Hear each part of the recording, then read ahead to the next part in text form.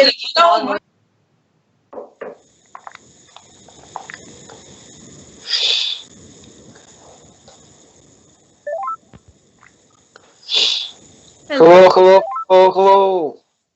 Hi. I was having a bit of a problem, but it seems to be fixed. That's great. So how many do we have here? I see, let's see, 6, 7 people here. Now, I'm going to be looking at agriculture. Now, I'm not quite certain how much you have been doing so far about this topic with Lynn. Lynn is with us, so I don't know. Could you perhaps enlighten me a bit more, because I'm still a bit confused as to how far everyone has got into this topic.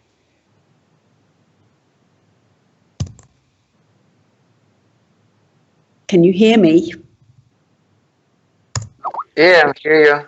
Yeah. Okay, so 111, and I've forgotten what 111 means. Does that mean you can't hear or you want to speak? We can't hear you, yes. You can't hear me? We Can can. you hear me now? Yes. Okay. Your voice is clear, yes. Okay, great. Now, we're going to have a look at British agriculture. And at first I thought, oh, this is a strange topic. And then when I started to read, I thought, wow, actually, it's really interesting.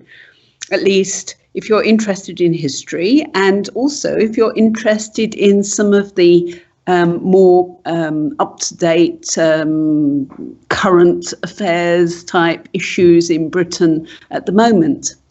So for today, I thought we'd have a look at some of the past history in British agriculture, because actually for Britain, without the agricultural revolution, the Industrial Revolution would never have occurred when it did. And for Britain, the Industrial Revolution obviously was extremely important in putting it in a position that was very strong for taking over half the world in terms of empire building, in becoming politically important. So it's actually very key to the way that Britain has developed. So who would like to volunteer first to read the paragraph that introduces the topic?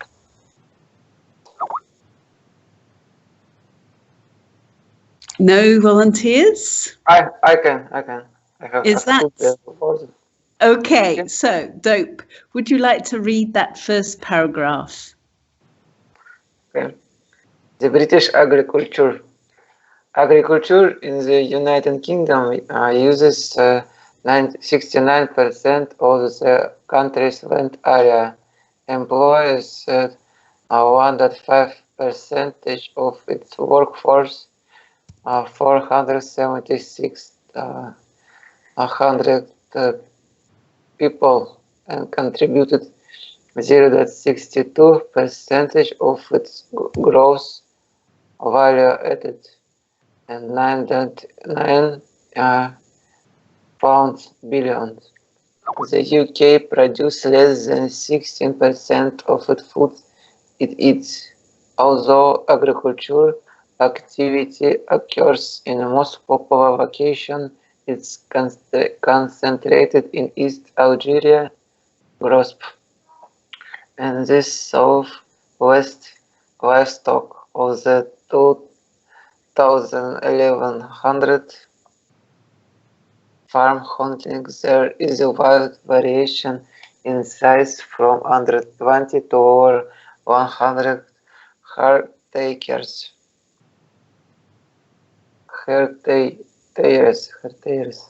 Despite skilled farmers, high technology, fertile soil and subsidies from earning are relatively low, mainly due to low price at the farm gate, low earning, high end price, and the shortage of wet farmland. This discourages people from joining the industry.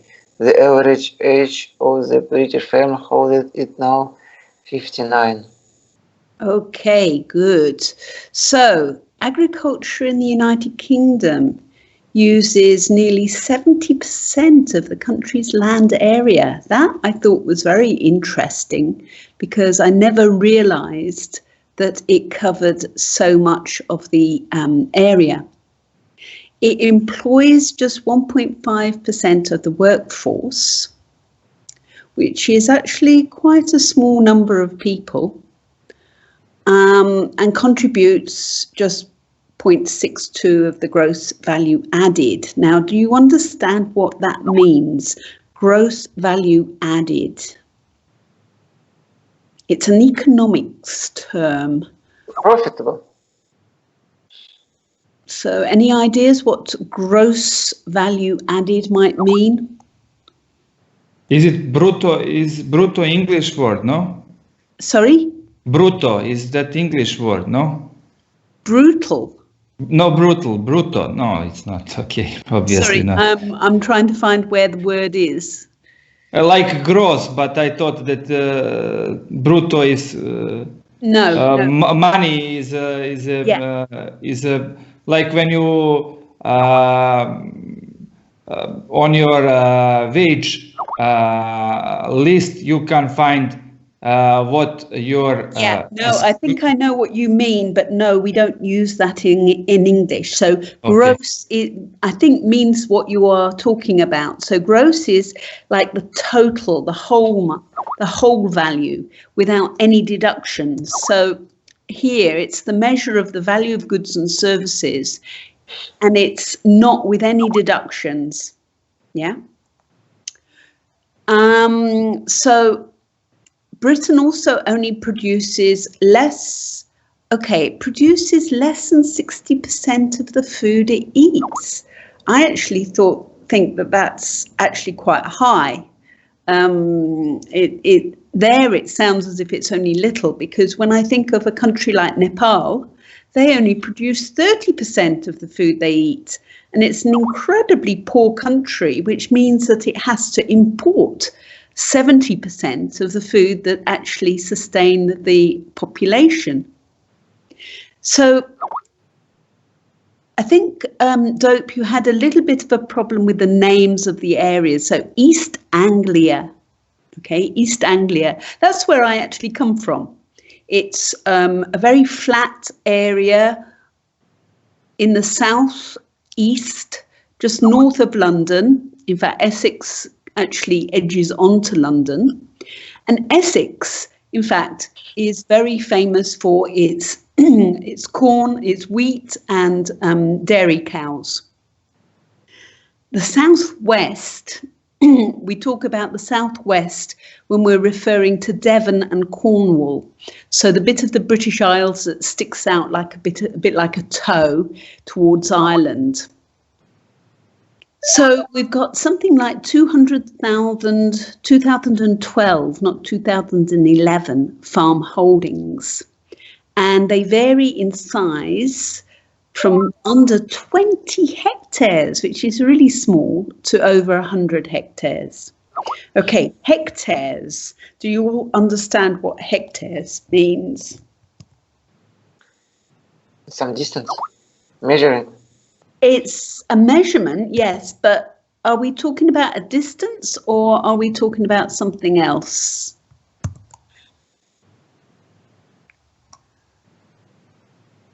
A distance? No, it's vast area.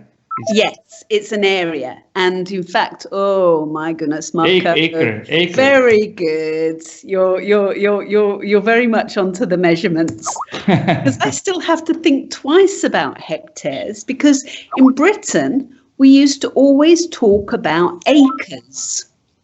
So in fact here it's nearly 2.5 acres. British people have only just really got used to the idea of metric areas, I think still a lot of people in Britain would still look at you a little bit blankly if you talk about hectares, and they might think more in acres, especially when you consider that the average age of your farmer is very much in the imperial period, because 59-year-olds, yeah, they will be thinking in acres. Younger people who were born probably after 1970s, they might think more in hectares. Was there anything else here? We got a phrase here. Despite skilled farmers, high technology, fertile soil and subsidies, farm earnings are relatively low, mainly due to low prices at the farm gate. What do you think that means, Dope? If we talk about the prices at the farm gate. I think that soil and ground has very good quality, but produce very bad quality product. Well, here we're talking about prices. Okay, so prices at the farm gate. What does that mean? Because it's actually a phrase which is, maybe you shouldn't look at it too literally. Okay. No, it's mean when, for example, who gathers some gasp and to give to some manufacturer, the price of this goes too low. Yes, yes. I think we're talking about the actual sort of the bottom price, with no profit really. Yeah. Okay. Are there any other words in that paragraph that you weren't sure about? Anyone?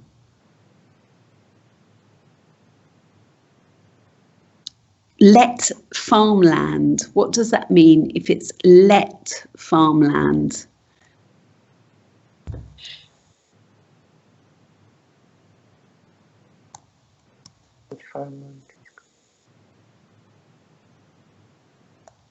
We're going to talk about this. Where did you find it? I can't find it in the text. Near the bottom. It's low earnings, high land prices, and a shortage of let farmland discourage young people from joining the industry. I don't know. No? Anyone? Okay, we're talking about rented, so it's not earned. It's not owned. So, in fact, you might see a sign which says "to let" stuck anywhere. It could be a house, it could be a room, it could be land. So it's for rent.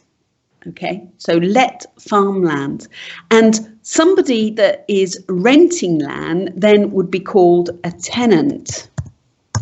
And we talk about tenant farmers. So not just a tenant in a house or a flat, but a tenant on a farm as well. Okay, so let's have a look at the next. This is still very much the introduction. So let's see who's going to volunteer to read the next paragraph. April, are you there? Is April hiding? She was here. She's gone. Okay. Maybe she'll come back later. Shiny, you were calling April, yeah? Shiny, would you like to read this paragraph, please? Yes. Recently, there have been moves towards organic farming in an attempt to sustain profits, and many farmers supplement their income by diversifying activities away from pure agriculture. Biofuels present new opportunities for farmers against the background of rising fears about fossil fuel prices, energy security, and climate change. There is increasing awareness that farmers have an important role to play as custodians of the British countryside and wildlife. The total area of agricultural holdings is about 171,000 kilometers, 43 million acres, or 183,000 kilo. How do you pronounce it? Okay, including rough grazing land, of which about a third, 6,450.3 million acres, are arable, and most of the rest is given over to grassland. During the growing season, about half the arable area is devoted to cereal crops, and of the cereal crop area, more than 65% is wheat. There are about 31 million sheep, 10 million cattle, 9.6 million poultry, and 4.5 million pigs. These are arranged on about 1,200 holdings, whose average cultivable area is around 54 hectares, 130 acres. About 70% of farms are owner-occupied or mostly so, perhaps with individual farms of fields set out, and the remainder are rented to tenant farmers. Farmers represent an aging population, partly due to low earnings and barriers to entry, and it is increasingly hard to recruit young people into farming. The average farm holder is 59 years old. Good. Okay, now you have a little bit of a problem with those big numbers, don't you, Shiny? When you have the 3 zeros, we're talking about thousands, not hundreds. Yeah? So it was 171,000 kilometers square. So km is used as an abbreviation for kilometers. Okay, so kilometers is one of those words where in British English we spell it one way, and in American English we spell it slightly differently, and both are correct, and both will be shortened for km. Okay. What else was there? We had millions of pigs and cattle. We had millions of acres of grazing land. Custodian. What does custodian mean, Shiny?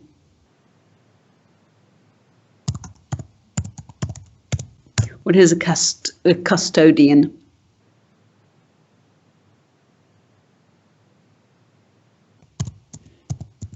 We talk about custody as well.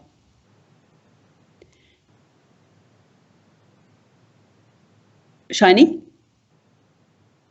Are you there? Yes, just a keeper. Yes. So they protect, they look after the land.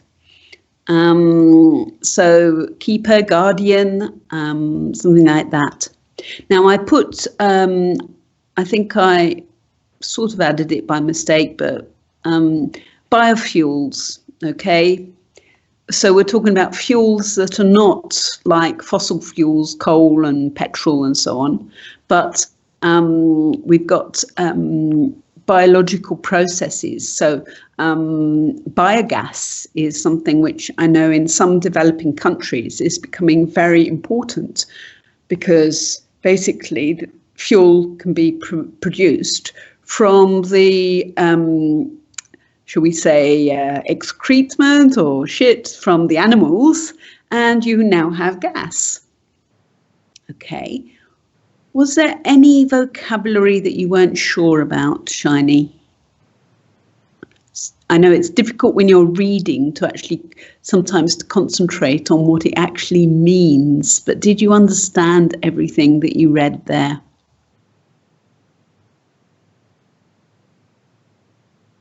Yeah? Probably, but I was caught by those numbers. You're caught out by the numbers. Okay. Now, for things like millions, usually it's more typical that we write down the million in a full word. So you see 15.3 million. But for thousands, it's, I think, much more typical that we would write that with the 3 zeros. Yeah. And then if we're just talking about hundreds, the same. We wouldn't write, say, 5 in a number and then 100 in a word. We'd actually, like with 130 acres, for instance, we would write it as a number. Yeah. Okay. Does anyone have any problems with any of the vocabulary there? Barn. What is a barn? Stable. Yeah, stable. It might be used for putting animals or maybe for putting in farm equipment. Yeah. Okay. So, Shiny, you said that farmers are much older in Japan. Do you think it's the same reason? Do you think it's the same problem in Japan as it is in Britain? Why aren't there young farmers? One of the reasons is that, we how to say, we've become a society of aging. How do you say that? Yes, aging population. Yeah, yes. I mean, Britain too, I would say, is an aging population.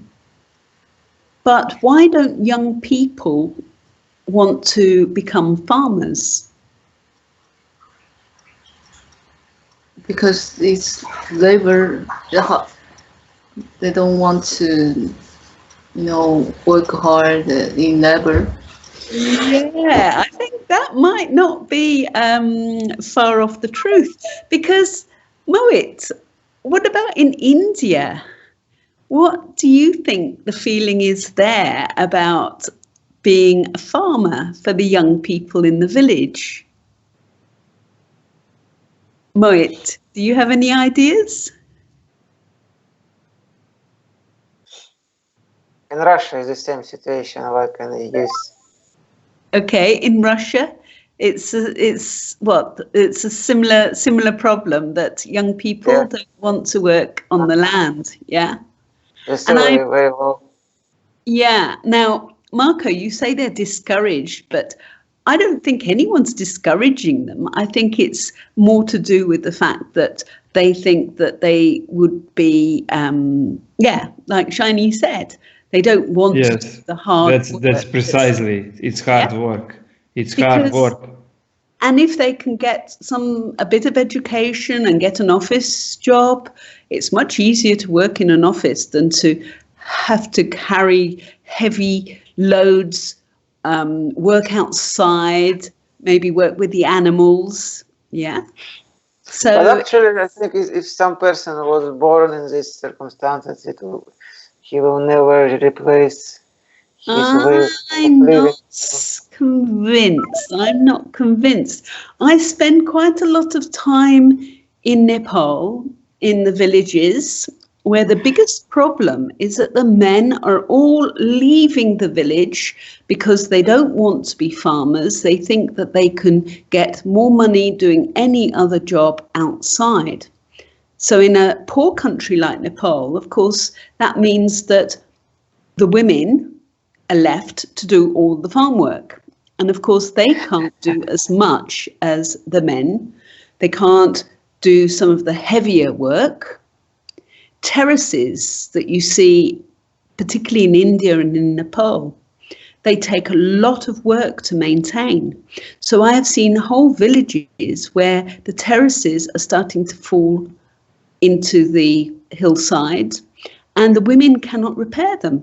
So that means that less land is now being farmed, but then the family is now a bit smaller because the man is either in the city or elsewhere in another country.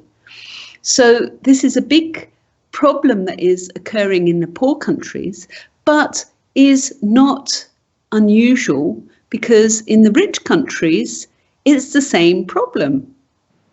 Yeah? Yeah. In which countries on land usually work migrants, I guess? Well, that's another interesting phenomena, a very interesting development, because the immigrants who come and work on the farms are prepared to work for very little money, and they are probably going to be working just temporarily. Yeah. They just work for when the harvest needs to be collected. Now, this is one of the things that starts to get quite political, but this is why I say every country needs immigrants, because if they don't have these people to come and help to do the farm work, the people in Britain don't want to be farmers, so who will do the work? Yeah. Okay, can I have another volunteer to read? Mohit, would you like to read the next paragraph since no one's volunteering? Yes, I can. Okay. British farming is intensive and highly mechanized, but the country is so heavily populated that it cannot supply its own food needs. The UK produces only 59% of the food it consumes. In 2010, it exported 14 billion worth of food, feed and drink, and imported 32.5 billion euro. The vast majority of imports and exports are with other Western European countries. Farming is subsidized, with subsidies to farmers totaling 3.19 billion euros after deduction of levies paid in 2010. These subsidies are mostly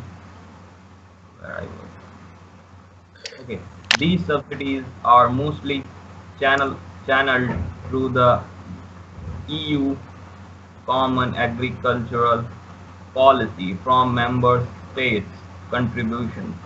UK farmers receive the fifth largest agriculture subsidy in the Europe, with 7% of the subsidy after France and 17%. With 7% of the subsidy after France, 17% Spain, 13%, Germany, which is 12%, and Italy, 10%.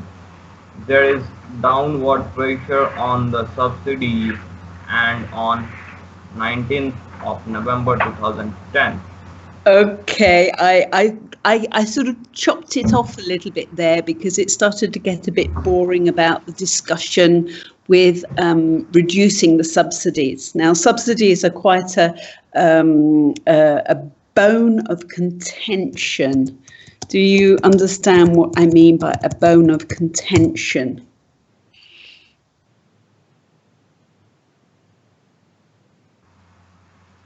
No one? Marco? Any ideas? Maybe like wind in back, like support. Give money to support someone. No, a bone of contention is it's something which people complain about. It's like something which people don't like, and it keeps coming up as a problem. Yeah, and Britain has always been very anti the fact that perhaps it doesn't get as much subsidy, and that these subsidies, if you have a subsidy, does everyone understand what subsidy means? Yes, it's money. Okay, so it's money to encourage the growth of a particular industry, perhaps, and it can sometimes be used to make something cheaper for the consumer, even though it costs more to produce. So then it becomes artificial. So it might artificially reduce the price of something from a particular country. So then other countries might start to get a little bit jealous, or they might get upset at the fact that a certain product from a particular country has a subsidy that makes it cheaper. So it's going to make it more attractive for people to buy. And so there's been a lot of politics about these subsidies that have been used to prop up. If you prop something up, yeah, support certain parts of the industry. Yeah. So for Britain, they have often complained about these subsidies. In particular, France receives the most subsidies. Now, France is very agricultural. I'm not sure about Poland, but I think the two countries probably compete as to who is the most agricultural European country. And certainly France is the most agricultural Western European country. Yeah. I can't remember exactly, but I think there's more than it's more than double the percentage of people engaged in agriculture in France. So where were we? I've lost track here. Okay, so we're talking about the farming subsidies. And since 2010, there has been a decrease in this, because it does actually cause some problems. It's not really a free market anymore when you have these subsidies. Okay, I put feed. Moet, do you understand what is the difference between food and feed? So I think we're about the sixth line down. In Britain exported 14 billion worth of food, feed and drink. What does the feed mean?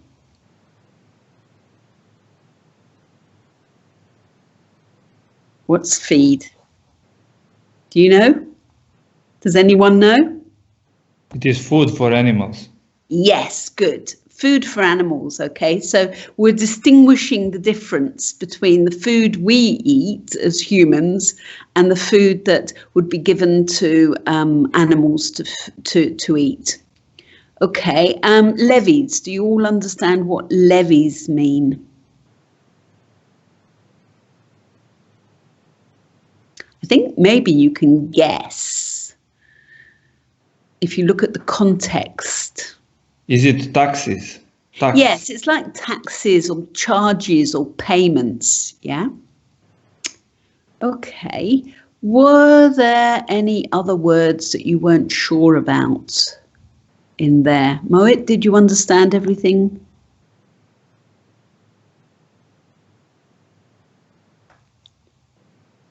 Yeah? Okay. What do we mean about... Oh, wait a minute. I'm looking at the next Oh no, intensive farming. Yes, that was the other one that I wanted to ask you about.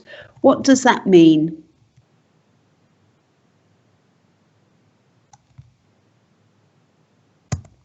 Intensive farming, if we are farming something intensively.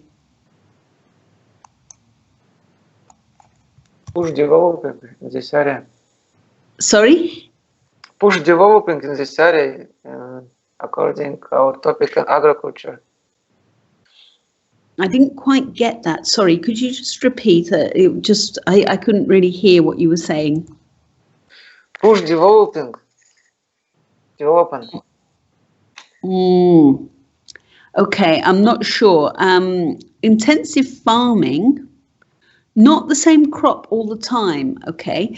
So again, this is more like an economic term because it's when we are doing, we are using a lot of inputs. So inputs might be maybe labor, maybe fertilizer, maybe equipment for the actual area of the land that we're using. So for example, market gardening tends to be much more intensive because you've got to do a lot of weeding and planting each individual plant. Whereas if you've got wheat, or if you have cattle or perhaps sheep roaming around on large fields, then that's not going to be quite so intensive. Now, fallow, does anyone understand fallow? Because that's also something which is quite important. If we talk about fallow land, it says here a low fallow ratio. So what is fallow land?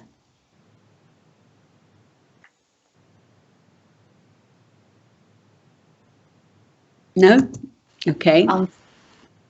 It's land that's just left for a season or more. So I'm not sure when it comes to paddy. So Moet, it's paddy, not peddy. Paddy. I don't know whether farmers leave the rice fields perhaps 1 or 2 seasons to recover after they have grown the rice, because in some areas the farming can be quite, again, intensive because there might be 2, even 3 crops of rice in 1 year. And if you're using the same land over and over again, it takes all the nutrients out. So in the soil, you have all these nutrients that unless the soil has some way to recover, it becomes much more infertile. So do you see, by having a fallow field, that means that the field is doing nothing. And in Britain, they try... I can't find it, Marianne. Sorry? Have you read it? I can't find this. Maybe I've jumped ahead. Okay, no problem, but I think that we need... No, it's... When you said follow ratio, I can't find it in... Oh, sorry, I've jumped ahead on that one. Okay, that's my fault. I don't know why I've done that. Okay. Yeah, sorry, that's my fault. I've put fallow from somewhere else. I don't know where. Intense. Oh, sorry. No, the fallow ratio is... Sorry, I'm having a bad day today. The fallow ratio is in the definition, and that's why I thought I'd better explain it. It's not in the text, Marco. Okay. No problem. So, okay. Okay, so let's have a look now. Abhishek, would you like to read the next paragraph? Can you read? Yeah. Yes? Yeah. Can you hear me? Yes, we can hear you. Okay. While there is little difference between farming practices in England, Scotland, Wales, and North Ireland, in places where the terrain is similar, Geography and the quality of the farmland does have an impact. In Wales, 80% of the farmland is designated as less favored area, and in Scotland, the figure is 84%. Less favored area means land that produces a lower agricultural yield, typically upland moors and hill farms, which explains the tendency to focus on sheep and sometimes dairy farming. In England, the eastern and southern areas where the fields are flatter, larger, and more open tend to concentrate on cereal crops, while the hiller northern and western areas with smaller, more enclosed fields tend to concentrate on livestock farming. Thank you. Okay, so upland and moors. The two words are quite often associated. What does that mean to you, Abhishek? I don't have any idea regarding this. No idea? Yeah, no Okay. idea. So can you try and guess from the word upland? What do you think that might mean? I'm searching where it's a sentence so I can guess from it. It's up, we're talking about, Upland. we're describing Scotland and Wales. So Highland, like Highland. Okay, got it. yeah, so like Highlands. So in fact, highland, okay, upland.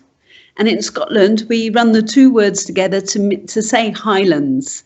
And often we talk about the Scottish Highlands. Now, if we say north areas, we don't necessarily know what you mean by that. And also, Britain being Britain, up north tends to refer more to, I think, northern England rather than Scotland. Yeah. So, and actually up north, there are more hills. There you have the Pennines, which are a big ridge of hills. You have the North York Moors. You have you have a lot of this hilly land. But in Scotland, it's even higher. Yeah.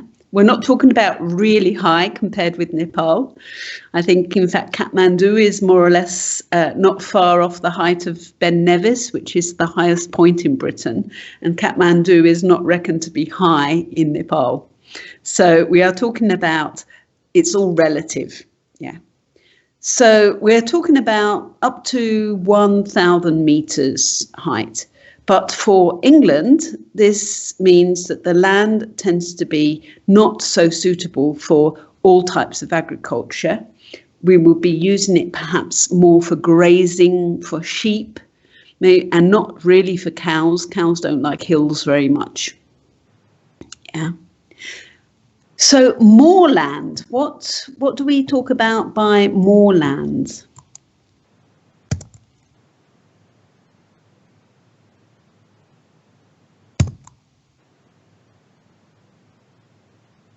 Because in Britain we have lots of moors.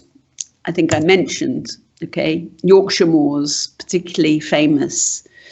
If anyone's read Conan Doyle, he mentioned about Sherlock Holmes, about moor. Yes. I think that it's no, you can't plant there because that's right. You can't really plant things there. The weather also tends to be much colder and the soil tends to be much poorer.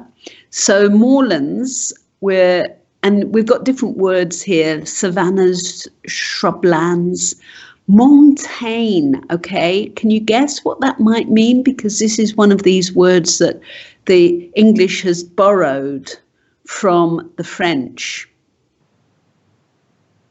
What does it look like? What can you guess it might mean? Montane in the definition of moors.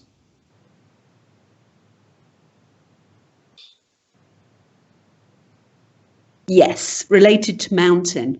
Okay. So you've got acidic soils.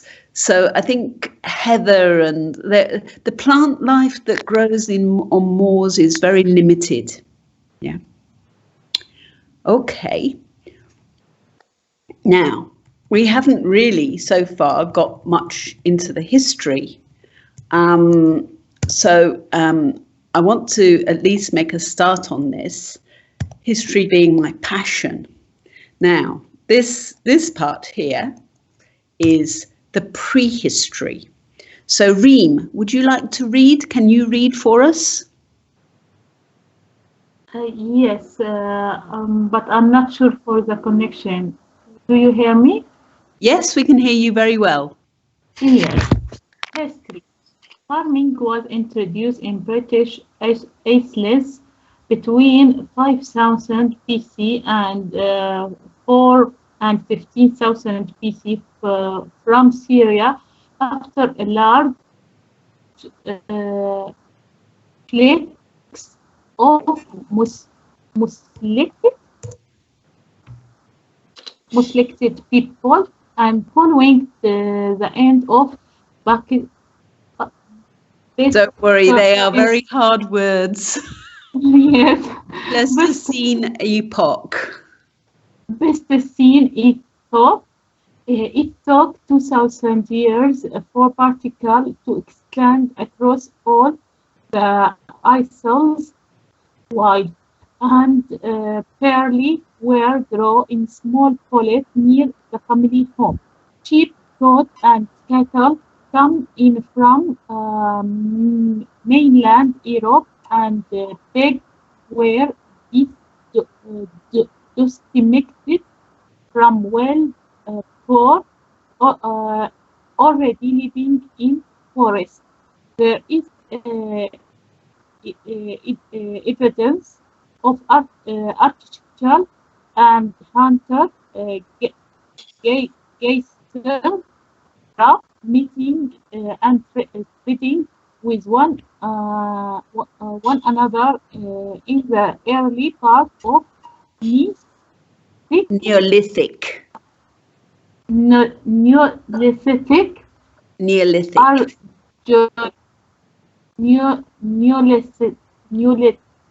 I can't. Don't worry. Yes.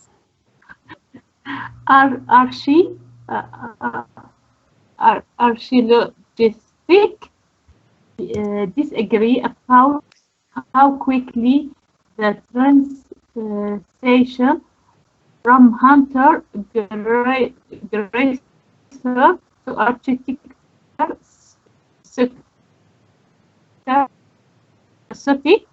took. Sorry, you were breaking up there. Okay, that actually had some quite difficult words in it, especially because we're talking about some of the prehistoric sort of periods. So we've got Mesolithic, Pleistocene, and Neolithic. So these were periods in time that were a long, long time ago, prehistoric. Yeah. So this is like where agriculture actually originated from. So it took something like 2,000 years for farming to spread across all of the isles. So do you understand what is meant by all of the isles? What can you guess that might refer to? What isles are we talking about?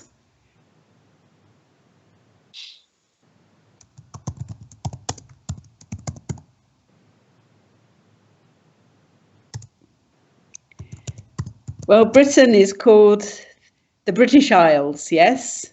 It's also called the United Kingdom, and it's called Great Britain. Has lots of different names, yes. So I think we're talking about the isles there. So it's spread across the isles. Are there any other words that you're not sure about? What do we mean by pigs being domesticated from wild boar?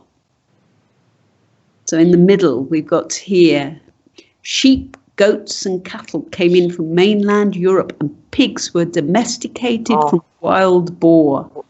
Once pig were wild and people have made them domestic. Okay. They keep them, yes. So they're like keeping them like pets or keeping them in the house, yeah? And in fact, we talk about, well, women might talk about trying to domesticate their husbands. Okay? So they're good at that, actually. Yeah? So they try to domesticate their husbands to, make them good at home life and the jobs that involves. So, yes. And if we talk about somebody being domesticated, particularly a guy, that usually means we're referring to them as being good at doing housework and helping their wives around the house. Yeah. What do you understand hunter-gatherer? Got hunter-gatherer is mentioned twice. So what does hunter-gatherer mean? Can I say? Yeah. It's this term of human being, people get food from hunting and gathering some fruits. Yeah, yeah. And we're usually talking about what is the food that they find in the wild. Yeah. So there are very few of these people left in the world nowadays, because obviously actually settling somewhere and growing your food is a much more secure way of ensuring you're going to have enough food to eat. Yeah. Now, I visited an area in Nepal where the last hunter-gatherers live, but I didn't really see very much evidence of their hunter-gathering, because also most societies nowadays prefer people to be settled in one place. You need to have an address. You need to have some fixed place where you live so you can send your children to the local school. There are all sorts of reasons why governments in countries are not going to be so happy having part of their population moving around every few weeks to another place, and then also taking wild food. Well, animals are now in so much danger that there needs to be some control, yes? They're just afraid of on whom they are going to hunt. Yeah. So the whole hunter-gatherer notion now is disappearing. I think probably the only places left in the world are places like the Amazon, where it's so big. You have tribes many tribes maybe, who never see white people, who never come into contact with the outside world, and they still survive on hunter-gathering. So maybe fishing and hunting for animals. Yeah. Okay, were there any other words in that paragraph that you weren't sure of, apart from these complicated prehistoric periods which have unpronounceable names? Archaeologists disagree about how quickly the transition from hunter-gatherer to agricultural society took place. So, okay, I think we've come to the end of our time now. Now, I'm going to put the text on the website so that you can have a look. On Friday, we can look a little bit more at the history as it relates to Britain in terms of the agricultural revolution. Now, this was actually probably the most important prerequisite.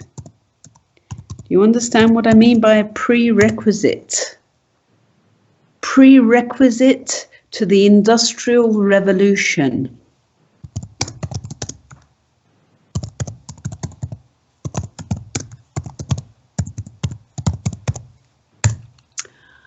And in a way, you could call this a little bit of a hobby horse of mine. Do you understand what hobby horse means? Marco, have you come across hobby horse? Yes, predecessor, not quite, but like something that is needed before something can happen. So pre means before, yes? So you could say that it was a period that was like a predecessor. It occurred before the Industrial Revolution, Marco. But does anyone know what I refer to as a hobby horse? Well, yes, maybe it's, I don't know, but maybe it's like your cup of tea you like. Yes, you enjoy that's a very good phrase. It's my cup of tea entirely, because history was my subject, but more importantly, this sort of history. Anyway, we'll have to wait until Friday. On Wednesday, we're going to talk about a movie. So Lynn has to go off to Kitely, and we'll sign off now until Wednesday. Okay? Okay, it was a great topic.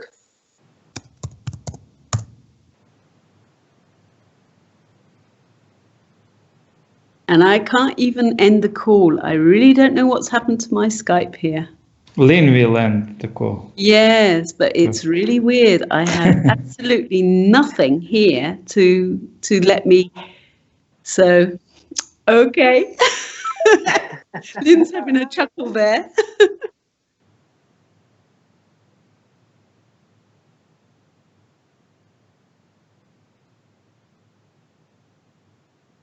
Okay. Okay.